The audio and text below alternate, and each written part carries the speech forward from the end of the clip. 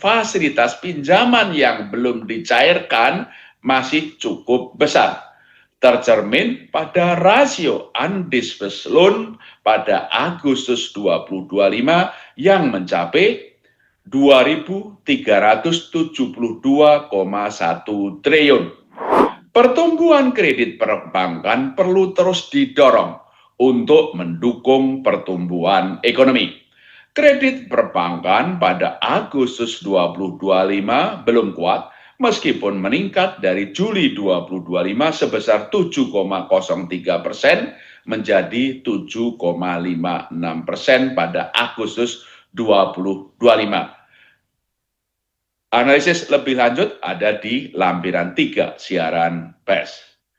Dari sisi permintaan, belum kuatnya perkembangan kredit dipengaruhi oleh sikap menunggu pelaku usaha wait and see, suku bunga kredit yang masih tinggi, dan lebih besarnya pemanfaatan dana internal untuk pembiayaan usahanya.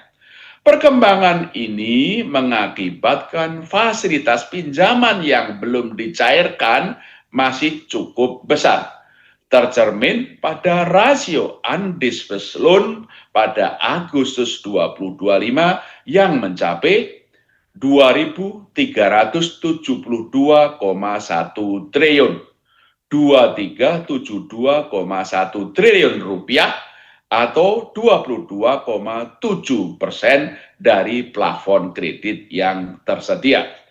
Rasio undisbursed loan terbesar terutama tercatat pada sektor industri, pertambangan, jasa dunia usaha, dan perdagangan. Serta dari sisi jenisnya adalah untuk jenis kredit modal kerja. Dari sisi penawaran, kenaikan kredit didukung oleh longgarnya likuiditas perbankan sebagaimana tercermin dari tingginya rasio alat likuid terhadap dana pihak ketiga AL per DPK sebesar 27,25% pada Agustus 2025 sejalan dengan ekspansi likuiditas moneter dan insentif likuiditas makro bersama Bank Indonesia serta minat penyaluran kredit perbankan yang membaik, sebagaimana tercermin pada persyaratan pemberian kredit atau lending requirement.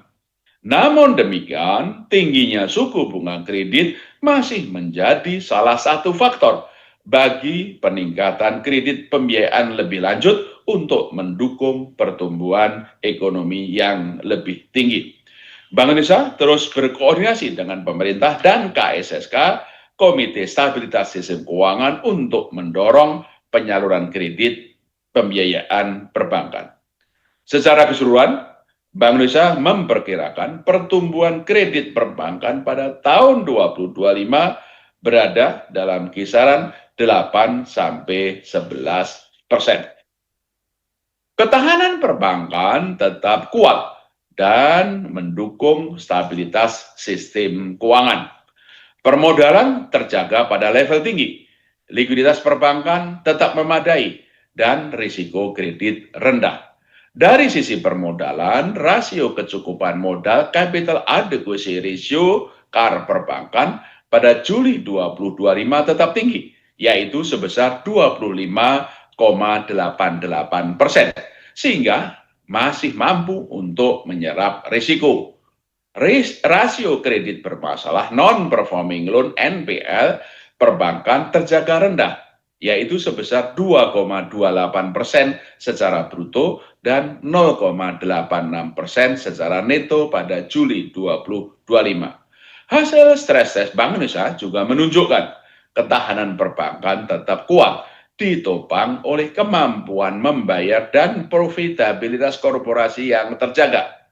Kedepan, Bank Indonesia terus memperkuat sinergi kebijakan bersama KSSK dalam memitigasi berbagai risiko ekonomi global dan domestik yang berpotensi mengganggu stabilitas sistem keuangan. Kinerja transaksi ekonomi dan keuangan digital pada Agustus 2025 tetap berlangsung dengan baik, didukung oleh sistem pembayaran yang aman, lancar, dan handal. Volume transaksi pembayaran digital yang terdiri atas transaksi melalui aplikasi mobile dan internet mencapai 4,43 miliar transaksi atau tumbuh 39,79% year on year pada Agustus 2025 didukung oleh peningkatan seluruh komponennya. Volume transaksi aplikasi mobile dan internet masing-masing tumbuh sebesar 15,86% year on year dan 18,85% year on year. Termasuk transaksi kris yang tumbuh 145,1%, 145,1% year on year. Kinerja positif tersebut didukung oleh peningkatan jumlah pengguna dan merchant kris. Dari sisi infrastruktur, volume transaksi retail yang diproses melalui BI Fast mencapai 398,6 juta transaksi atau tumbuh 27,5% year on year dengan nilai transaksi menyentuh 967,3 triliun rupiah pada Agustus 2025. Volume transaksi nilai besar yang diproses melalui BIRTGS tercatat sebesar 876,9 juta transaksi dengan nilai sebesar 17.170,3 triliun rupiah. 17.170,3 triliun rupiah di sepanjang Agustus 2025. Sementara dari sisi pengelolaan uang rupiah, kartal yang diedarkan tumbuh 12,14% year on year menjadi 1.180,5 triliun rupiah pada 2 Agustus 2025. Stabilitas sistem pembayaran tetap terjaga, ditopang oleh infrastruktur yang stabil dan struktur industri yang sehat. Infrastruktur yang stabil tercermin pada penyelenggaraan sistem pembayaran Bank Indonesia (SPBI) dan sistem pembayaran industri yang lancar dan andal, serta kecukupan pasokan uang dalam jumlah dan kualitas yang memadai pada Juli 2025. Struktur industri yang sehat tergambar pada interkoneksi antar pelaku dalam sistem pembayaran yang terus menguat dan diikuti oleh ekosistem ekonomi keuangan digital (EKD) yang meluas.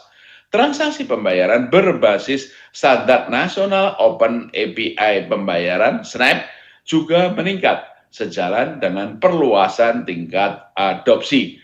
Kedepan, Bank Indonesia akan terus memastikan ketersediaan, keandalan, dan keamanan infrastruktur sistem pembayaran Bank Indonesia, baik retail maupun wholesale, serta infrastruktur sistem pembayaran industri.